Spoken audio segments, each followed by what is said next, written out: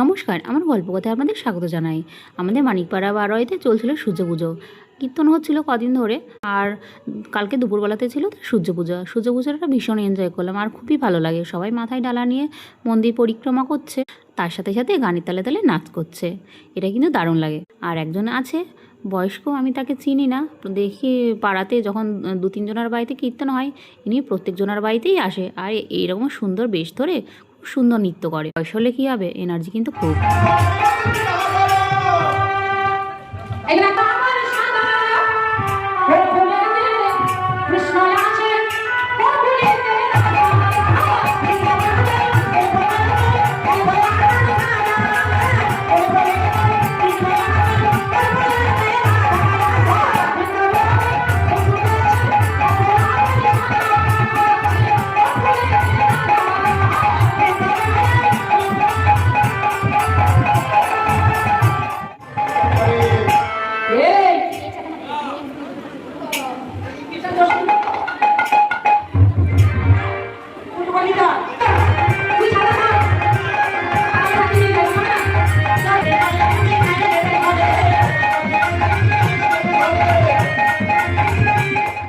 যিনি সূর্য পুজো করলেন তিনি বেশ খুব সুন্দর করেছেন। বাচ্চারা বড়রা সবাই মিলে খুবই আনন্দ করেছে।